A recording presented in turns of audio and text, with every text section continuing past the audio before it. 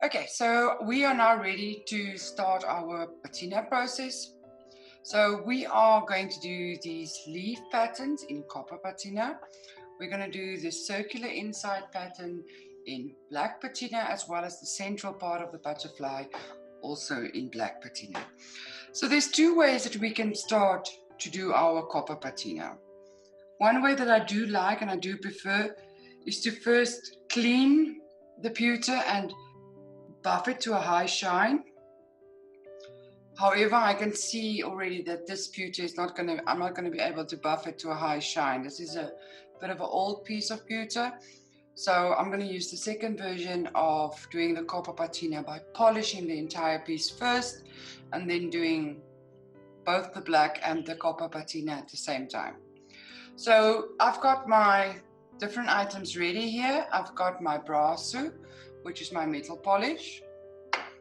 I have my spirits, which is my cleaner, to clean my pewter before I do the polishing and then to clean it again after I do the polishing. I've got both my copper and my black patina ready. I've got 3 different sizes of brushes available and they're all clean. And then 2 small shot glasses to pour the patina into. A pair of gloves if you don't like your hands getting dirty. And then my cotton wool for polishing and my paper towels for cleaning my brushes and for removing any of the leftover patina from the pewter. So let's get started by polishing our piece. So I'm going to clean it, just do one quick round of cleaning. I apply a generous amount of cleaner and then I wipe it down with a paper towel, making sure that I get into all the little grooves so that there's no baby oil left.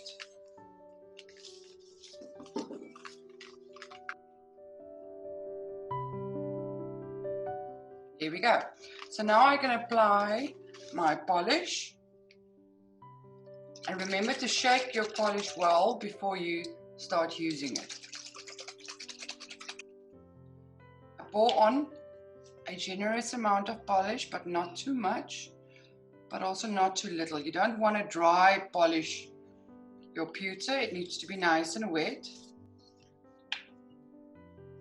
And then I take a piece of cotton wool to apply the polish. You want to get it into all of the little grooves, and you don't want to use a hard pressure because you don't want to remove the tin layer. So we're going to polish this very lightly using a soft motion, and we're going to continue in this motion until we start seeing a gray-black residue. Once you start seeing that residue, you know you are ready to start buffing. I can already see here, I'm starting to get some darkness.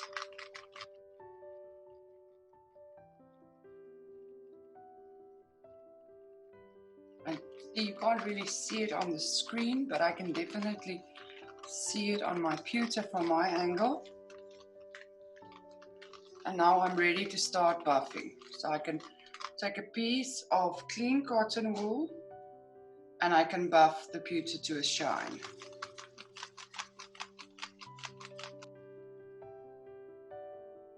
Turn your cotton wool over so that you have a clean side and then continue. And I can start seeing my pewter shining.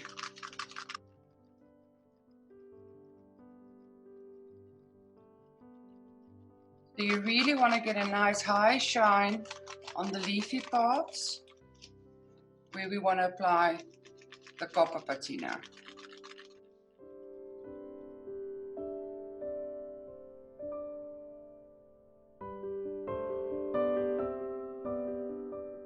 Here we go. So I've got some nice shiny surfaces on the leaves. They're nice and shiny. I'm going to get a nice copper patina look on these shiny surfaces. I'm now just going to remove my pewter from my table, and then I'm going to clean it and remove any leftover polish.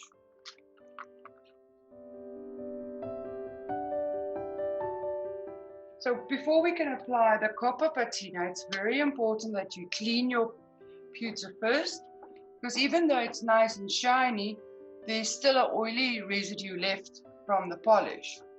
So we want to clean this properly before we apply the copper patina. So I'm going to apply another round of cleaner and then wipe it down. Again, I'm wiping it down softly. I don't want to damage the surface.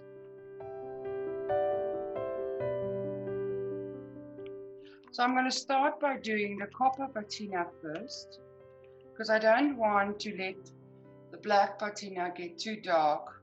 So if I do the black patina first, too much time is going to go by before I'm done with the copper patina. Whereas the copper patina doesn't really get darker the longer it remains.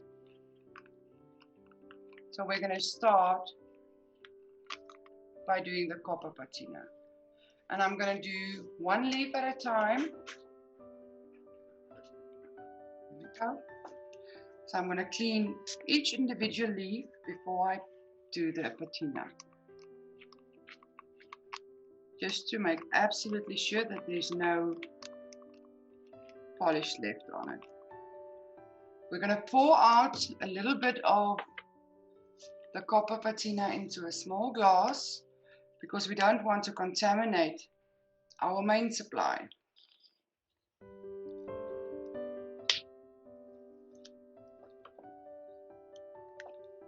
So if your copper patina has started crystallizing, it's old, then it will no longer give you the best results.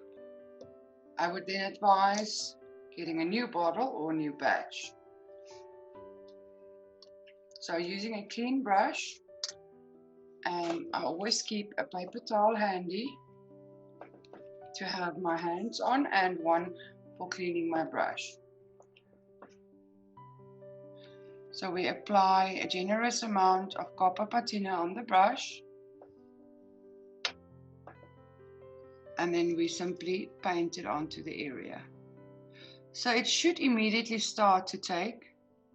If it doesn't, it means that your pewter is not shiny enough, and you might need to do another round of polishing.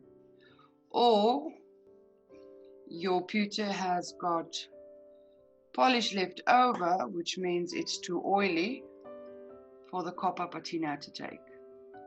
So mine is taking very quickly, so I'm quite happy with the results that I'm getting. And I clean my brush every time I put it back into the copper patina.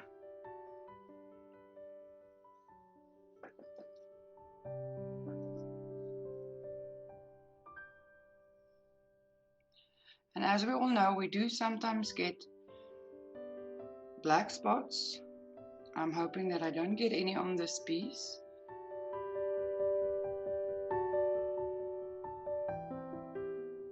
So I'm going to move on to a bigger brush. This brush feels a little bit too small for me. So I'm just going to use a bit of a bigger brush, but the same technique applies. So you're going to repeat this process on all of your leaf patterns.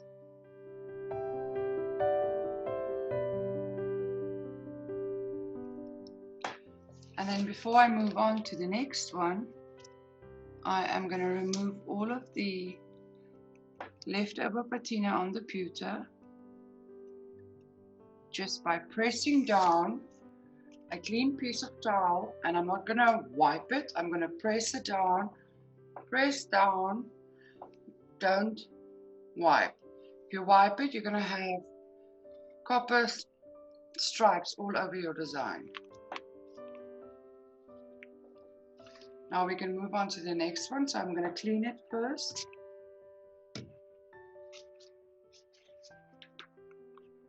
Make sure it's nice and clean and then continue with the same process.